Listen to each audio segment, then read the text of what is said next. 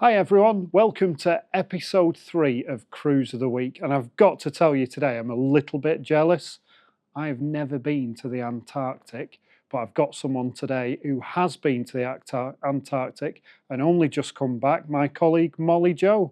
Hi Mollie. Hello, thank you for having me. Are you well? I'm very well. I'm very excited to talk about my trip. I think it's been a bit of a life-changing experience as well, hasn't it? It really has, life-changing and something that I never thought I'd get to experience. Brilliant. Well, let's have a chat through then. So tell us a little bit about your experience. You've been with HX Expeditions, formerly known as Hurtigruten Expeditions. You've been down to the Antarctic. So yeah, tell us how you got there. Yes, so our journey started with a flight to Rio de Janeiro, where we had a touchdown and then straight on to Buenos Aires. We had some time in Buenos Aires, a guided tour, going to all the different areas, and then one night hotel stay, which was really nice to be able to relax. And then the following day we flew to Ushuaia, which is also known as the end of the earth, and we had a tour around Tierra del Fuego National Park, which all HX guests get as part of their cruise fare. And then that afternoon we embarked on the MS Fridtjof Nansen to start our journey. Brilliant. So I guess you got down there quite quickly. Let's be honest. You had one night in Buenos Aires. I suppose customers could extend their stay. They could stay in Rio on the way as well, and just make a more of a leisurely trip. Absolutely. But you guys just were that excited. You wanted to get there as quick as possible. Fantastic. Yeah.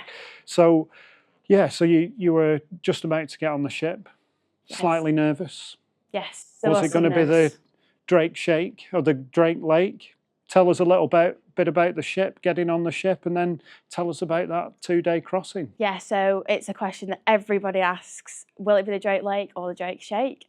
We had an amazing experience, a seamless journey getting onto the ship, and then after we'd had time to look around, get our parkas for the next 10 days and get into our cabins, we started our journey on the Drake's Passage, and we did indeed have the Drake Lake.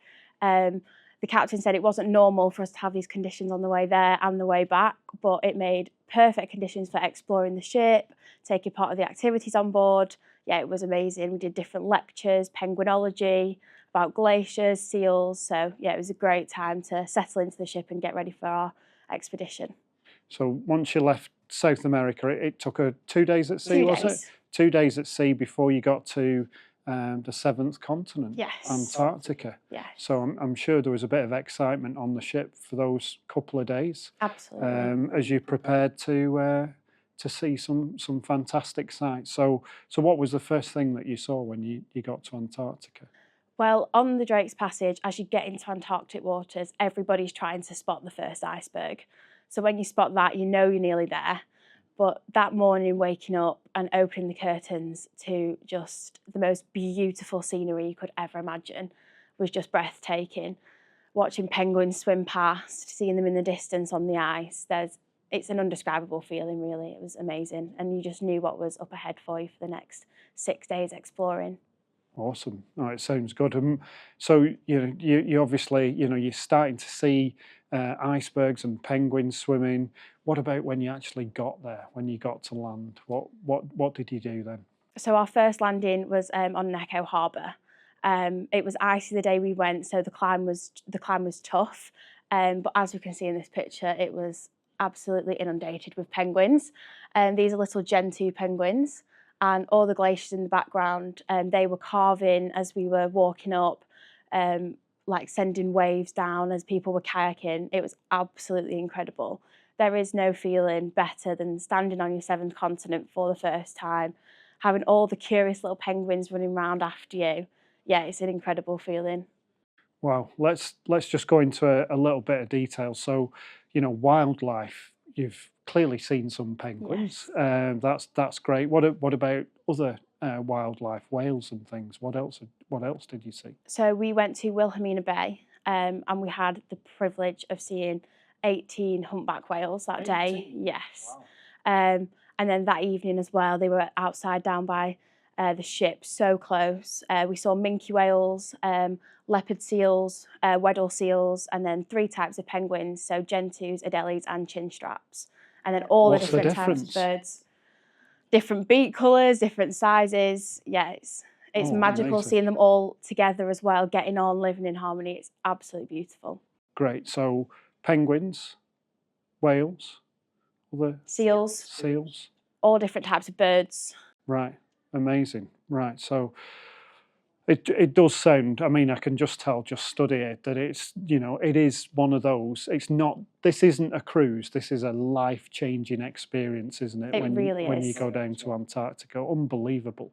So it wasn't just the wildlife, it wasn't just the ice and, the icebergs, there was other things that you experienced as well. I know you went camping one night. Tell us a little bit about that. Yes, so I got the opportunity to go camping, which is also known as the Amundsen night, after the Explorer. So after dinner, you pack up your things, get plenty of layers on, and head out on a Zodiac to the landing site. Here we get like sledges, also known as pulkers, to drag, and you start setting up your tent with the expedition guides on hand to help. So it's 2 people to a tent, and you're out there for the night with the wildlife. As we stepped onto the landing, there was a leopard seal waiting for us and some penguins. It wasn't cold at all, surprisingly. We had -15 sleeping bags, but before we went to sleep, we had the opportunity to do some guided meditation, which, as we got told to connect to the sound, whales went past and cried, and the ice was carving, and that was one of the highlights of the trip for me. It was a bit overcast, but the stars were still absolutely beautiful due to no light pollution there. This was the group we went with. We ended up playing cards under the stars on the snow, and this really was the once in a lifetime experience. It was incredible. Wow. No, it sounds unbelievable. And other experiences that you had, wildlife, obviously the camping. I know you can go kayaking and things like that. What other things did you experience? We went on Zodiac Tours. So every day, weather dependent, they try and get us out on a Zodiac tour and a landing. So when we go out on the Zodiacs, taking a look at the glaciers, taking a look at the icebergs. We had all the different lectures, as I've mentioned, and there's also other opportunities to do things like a science boat. So where you go out, you can take different samples from the ice, the krill and all the different plankton under the sea, and there's photography boats as well for those interested in that and getting really up close to the wildlife as well. Wow. So it does sound absolutely amazing. And just tell us a little bit about the ship that you were on. What was the food like? The food was amazing. Yeah, it was so good. There's 3 different dining options on board. So breakfast, lunch, dinner, you couldn't ask for any more all day. Always snacks around, and the staff were amazing as well, always on hand to help. Right, fantastic. So if you do want to go down to Antarctica, choose a luxury or ultra luxury cruise line, and you're going to do it really, really well, aren't you? Definitely. And then you had the journey back. We had the journey back, yes. You had the Drake Lake on the way back again. Yes. Lucky you. So tell us about the flight. How did you get back to the UK? So we flew from Ushuaia back to Buenos Aires with a lot of other HX guests. And then from Buenos Aires, we flew straight up to Madrid. So getting close to home quite quickly. And then from Madrid back to the UK. So seamless journey once again to get back home. Awesome. And again, you guys came straight back, but perhaps on the way out, the route that you took, somebody could stay over in Rio for 2 or 3 nights, and then on the way back stay in Buenos Aires if they wanted to on the way back, just to make it a little bit more of a casual journey. Definitely. But Mollie-Jo, it sounds absolutely phenomenal what you've experienced. Like I keep saying, once in a lifetime, life-changing experience. How would you summarise it? Emotional, definitely.